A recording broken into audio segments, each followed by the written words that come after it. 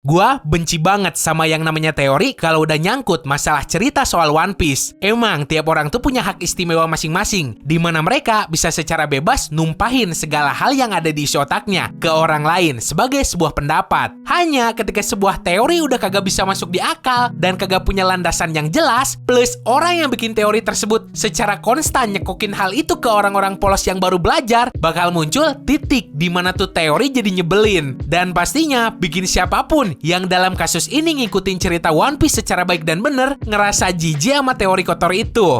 Sebelum gua nyelam lebih jauh, kita lihat dulu apa definisi kata teori menurut Kamus Besar Bahasa Indonesia. Teori, pendapat yang didasarkan pada penelitian dan penemuan, didukung oleh data dan argumentasi. Definisi kedua, penyelidikan eksperimental yang mampu menghasilkan fakta berdasarkan ilmu pasti, logika, metodologi, argumentasi, dan seterusnya. Arti kata metodologi sendiri adalah ilmu-ilmu atau cara yang digunakan untuk memperoleh kebenaran menggunakan penelusuran dengan tata cara tertentu dalam menemukan kebenaran tergantung dari realitas yang sedang dikaji. So, sampai sini aja lu sendiri pasti udah pada ngerti. Sebuah teori bisa disebut teori karena pendapat tersebut dilandasin sama hukum yang kuat yang si pembuatnya dapat dari berbagai referensi sama penelitian mendalam yang mereka lakuin. Jadi, bukan cuma asal nyebarin terus ngomong kalau titik dulu itu kagak bisa patah, yang padahal faktanya bisa. Kalau titik dulu itu lagi berdiri terus ada yang matahin, nantinya bakal muncul suara kayak jepretan foto. Gua tahu apa yang pengen lu bilang ke gua sekarang. Bang, kalau nggak suka ya jangan ditonton.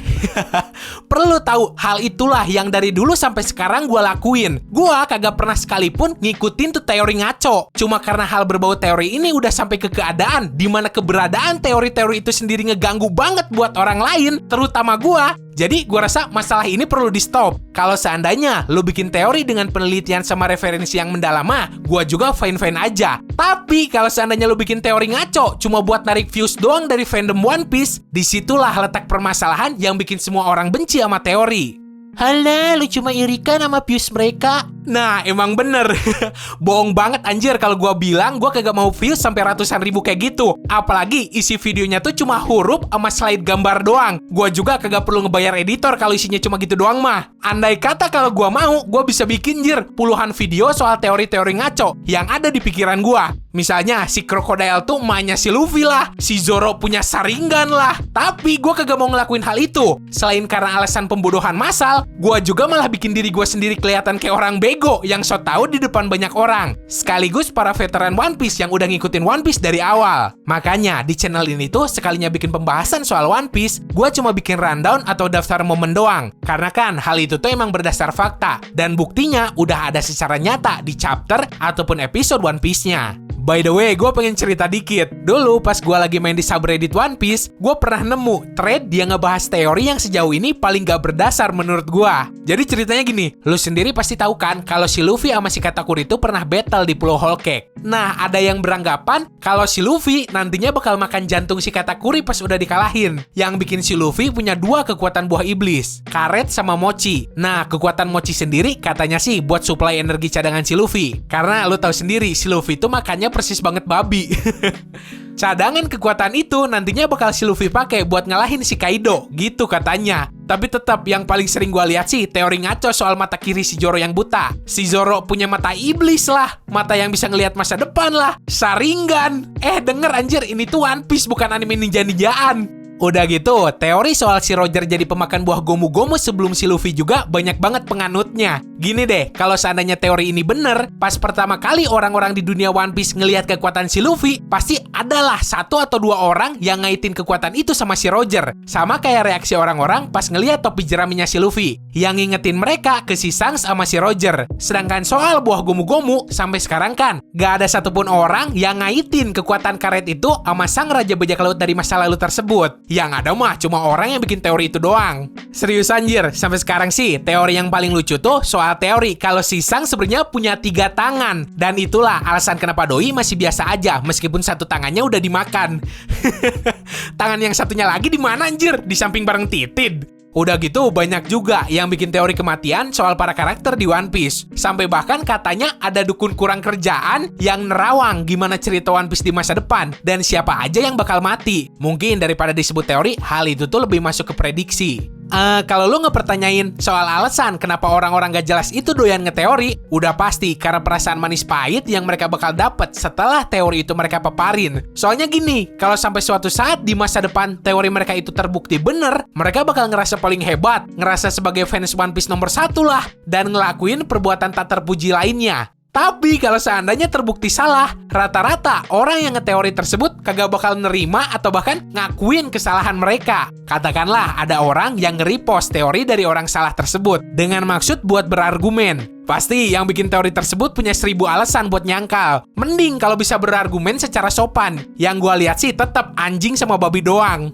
Sama kayak kasus teori tentang siapa yang jadi pengkhianat di antara para samurai bawahan si Oden di Wano. Awalnya banyak banget orang yang secara menggebu-gebu maparin teori kalau si Shinobu lah pengkhianatnya. Pembuat teori itu sama sekali kagak mau ngedenger pendapat orang lain. Sekalinya ada argumen, malah orang yang berargumen itu yang dikata-katain. Ketahuan banget kan kalau yang bikin teori cuma ngeliat dari kelakuan si Shinobu doang yang nyurigain, tanpa ngelakuin penelitian lebih mendalam. Nah, setelah keungkap teori itu salah dan pengkhianat tersebut adalah si Kanjuro, yang bikin teori tadi malah sosokan bijak, bacot inilah, itulah. Dan ternyata orang yang berargumen sama doi lah yang bener, karena orang itu udah ngeriset semua chapter yang bersangkutan sama para samurai itu. Bahkan sampai merhatiin detail kecil yang jadi bocoran kalau si Kanjuro lah pengkhianatnya. Contohnya, tangan dominan si Kanjuro yang sebenarnya tangan kanan juga berhasil dipaparin. Soalnya kan demi ngelabuin semua orang, si Kanjuro itu sering banget pakai tangan kiri, pas pakai kekuatan ngegambarnya, yang bikin gambarnya itu jadi jelek. Yang padahal doi sama sekali kagak kidal, dan gambarnya bagus banget.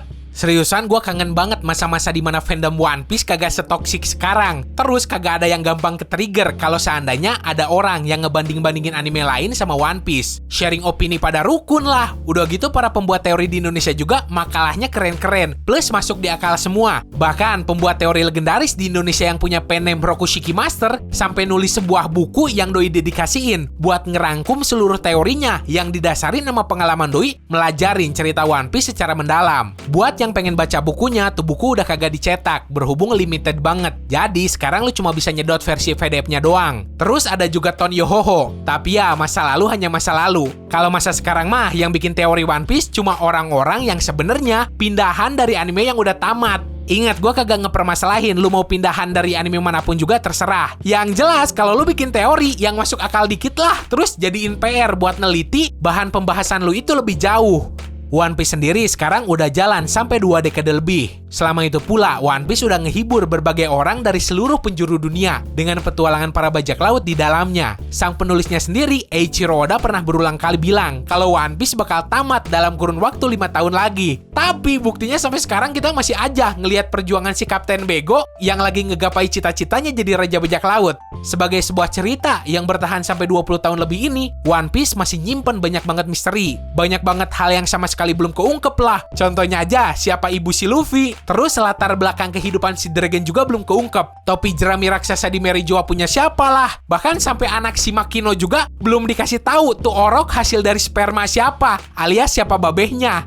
Dari sepanjang perjalanan gua ngikutin One Piece, cuma satu hal yang dari dulu gua khawatirin soal cerita One Piece ini. Dengan makin banyaknya misteri yang belum keungkep, makin banyak juga lobang yang kudu diisi si penulis buat alur ceritanya. Hal ini biasa disebut plot hole. Nah, yang gua takutin tuh pas nanti One Piece udah tamat, masih banyak plot hole yang belum keisi. Sananya kayak gini, cerita sebagus apapun, pasti nantinya bakal dicap sebagai cerita paling buruk. Karena gak ada penjelasan sama sekali buat plot hole tersebut. Dan berakhir gitu aja. Jadi ya, gue berharap banget kalau seandainya Om Oda kagak sempet ngejelasin semua plot hole yang ada di One Piece, paling enggak nanti ada sebuah buku khusus yang nyeritain plot hole itu secara lebih rinci. Contohnya aja kayak novel S sama novel Lao. Tapi inget, di sini gue kagak berharap ceritanya bakal dilanjut pakai anak si Luffy yang nantinya jatuh malah kayak anime soal bocah ninja pirang yang masih aja ngeksploitasi kepopuleran babehnya di masa lalu demi naikin penonton serta popularitas tuh bocah sendiri. Kalau gitu ceritanya mah, jangankan gua, semua orang yang suka cerita One Piece juga pasti pada kagak mau kalau ceritanya dilanjut kayak gitu. Cukup berakhir dengan tercapainya cita-cita sang Kapten Bego jadi raja bajak laut. So, kesimpulannya, video ini gua bikin bukan dengan maksud mojokin perseorangan yang sering bikin teori ngaco terus dijadiin konten. Kalaupun iya, paling gue cuma pengen mereka mikir dan sedikit pakai kemampuan otak mereka buat ngerancang sebuah teori orisinil yang bagus. Kagak cuma nyampein teori orang lain yang udah ada, ataupun bikin teori yang kagak ada niat sama usahanya sama sekali, yang malah bikin tuh teori kagak masuk akal. Jadi di sini gue cuma kagak mau kalau fandom One Piece tuh terkenal gara-gara ketoksikan sampai ketololan orang-orang yang ngaku sebagai pecinta One Piece itu sendiri. Soalnya hal itu tuh bikin citra One Piece jadi jelek banget di mata orang-orang yang sama sekali belum ngikutin petualangan manusia karet bernama Luffy ini. Jadi yang tadinya punya niat pengen ngikutin One Piece dari awal, malah kagak jadi karena ngelihat kelakuan fandomnya yang kayak gitu. Oke, segitu aja buat hari ini. Makasih banget buat lu semua yang udah dengerin bacotan dari curhatan hati gue ini sampai selesai. Kalau seandainya lu juga punya unek-unek, silakan lu bisa langsung aja paparin di kolom komentar. Siapa tahu kan lu bisa nemu jodoh di sini. Semoga lu enjoy dan bisa nambah pengetahuan lu seputar dunia One Piece. Sekian dari gua, sorry kalau salah kata. Terus jangan lupa subscribe. Bye!